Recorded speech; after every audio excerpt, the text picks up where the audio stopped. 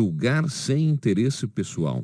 Sobre isso eu escrevi o seguinte: quando desejamos decidir algo e o fazemos com um mínimo que seja de interesse pessoal, nossos julgamentos não serão mais sensatos, o que pode nos levar a cometer erros.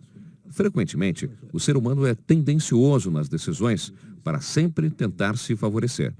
Se todos deixássemos de pensar no próximo e agíssemos sempre de modo egoísta, não teríamos a colaboração das pessoas ao nosso redor. Tampouco poderemos desenvolver o nosso trabalho de maneira satisfatória.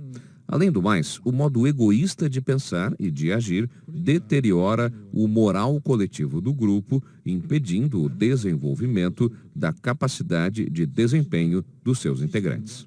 Em nosso trabalho do dia a dia, devemos frear o sentimento individualista de pensar somente no benefício próprio e julgar a situação, questionando sempre a si mesmo se tal conduta estaria ou não correta como ser humano e se não estaríamos colocando o nosso interesse pessoal nas decisões. Diretamente falando, isso significa pensar nas coisas anulando o seu sentimento, ou mais radicalmente, pensar nas coisas sacrificando a si mesmo. Esses são os verdadeiros significados do que apregou julgar sem interesse pessoal. Nessa frase está a origem de ter me interrogado severamente todos os dias na ocasião do estabelecimento da empresa Dai Ni Denden. Se o motivo da fundação é para o bem de todos e se não havia nela o meu interesse pessoal, para que tenha um sucesso, é extremamente importante julgar as coisas corretamente, de modo objetivo, sem tender ao benefício próprio.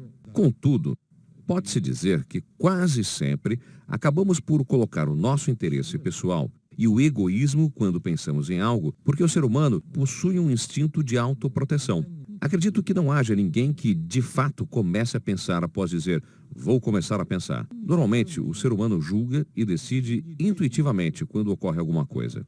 Nesse caso, a pessoa está julgando dentro do território do seu instinto, o qual prioriza a si mesmo. Por esta razão, as decisões tomadas nessa situação tendem a ser em seu próprio benefício. Contudo, quando julgarmos um determinado assunto, devemos deixar o nosso ego de lado. Obviamente, seria natural que, sendo empresários, pensem em primeiro lugar na lucratividade da sua empresa, mas na hora de julgar, procurem deixar também a sua empresa de lado.